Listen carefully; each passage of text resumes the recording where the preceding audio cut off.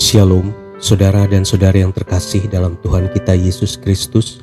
Marilah kita luangkan waktu beberapa menit untuk berkencan dengan Tuhan saat ini, agar dari hari ke hari kita semakin dekat dengan Tuhan, sehingga hidup kita semakin diberkati dan menjadi berkat. Pembacaan dari surat Rasul Paulus kepada jemaat di Kolose, bab 3 ayat 13. Sabarlah kamu seorang terhadap yang lain, dan ampunilah seorang akan yang lain. Apabila yang seorang menaruh dendam terhadap yang lain, sama seperti Tuhan telah mengampuni kamu, kamu perbuat jugalah demikian. Demikianlah sabda Tuhan, syukur kepada Allah. Saudara dan saudari yang terkasih dalam Tuhan kita Yesus Kristus, di sebuah ruang pengadilan, duduk seorang wanita berusia sekitar 70 tahun, dan di wajahnya tergambar goresan penderitaan dan kesedihan yang dialaminya selama bertahun-tahun. Sementara di kursi terdakwa duduk Van der Broek, pria berdarah dingin yang telah membunuh anak laki-laki dan suaminya. Kekejaman pria itu kembali bermain di pikirannya. Beberapa tahun yang lalu, Van der Broek datang ke rumahnya. Dengan paksa ia mengambil anak laki-lakinya, kemudian menembak dan membakarnya. Beberapa tahun kemudian, Van der Broek kembali untuk menculik suaminya. Wanita itu hidup dalam ketidakpastian, apakah suaminya masih hidup atau sudah tewas terbunuh.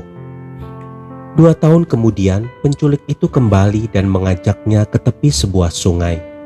Di sana ia melihat suaminya diikat, disiksa, dan berdiri di tumpukan kayu kering yang sudah disiram bensin. Api yang berkobar pun memisahkan mereka dengan diiringi tangis dan air mata yang seolah tidak mau berhenti. Teriakan suaminya, "Bapa, ampunilah mereka," masih terngiang di telinganya. Akhirnya polisi berhasil menangkap Van der Broek. Di pengadilan ia terbukti bersalah dan harus menerima hukuman sesuai dengan keputusan hakim. Sebelum memutuskan hukumannya, hakim bertanya, "Nyonya, menurut Anda apa yang harus dilakukan pengadilan terhadap orang yang secara brutal telah menghabisi keluarga Anda?" Wanita negro yang renta itu perlahan bangkit berdiri kemudian berkata, "Yang mulia, saya menginginkan 3 hal. Pertama, saya ingin ia dibawa ke pinggir sungai di mana suami saya terbunuh. Saya akan mengumpulkan debunya dan menguburkannya secara terhormat. Yang kedua, saya ingin Van der Broek menjadi anak saya.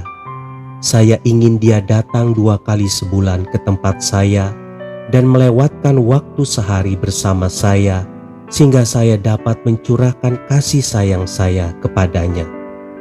Dan yang ketiga, saya ingin Van der Broek tahu bahwa saya telah mengampuninya karena Yesus mati untuk mengampuninya, dan alasan lainnya karena permintaan terakhir suami saya.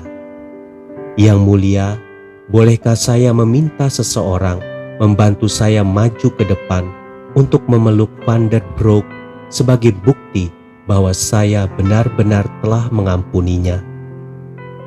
Hakim tidak tahu harus berkata apa selain menganggukkan kepalanya tanda setuju. Kemudian seorang petugas menuntun wanita itu berjalan ke hadapan Van der Broek. Semua orang dalam ruangan itu terharu, termasuk Van der Broek yang jatuh pingsan saat akan dipeluk wanita berhati emas itu. Saudara dan saudara yang terkasih dalam Tuhan kita Yesus Kristus, pengampunan menjadi kesaksian yang nyata bagi dunia bahwa kita mewarisi kemuliaan hati Kristus. Mengampuni adalah kesempatan emas bagi kita. Saat pengampunan dilepaskan, beban berat kita lenyap seketika, kemudian digantikan oleh sukacita dan sorak kemenangan. Di sisi yang lain, pengampunan akan meluluhkan kekerasan hati dari orang yang memusuhi kita. Tuhan Yesus memberkati. Marilah kita berdoa. Dalam nama Bapa dan Putra dan Roh Kudus. Amin. Tuhan Yesus, saat ini aku mau mengampuni seseorang.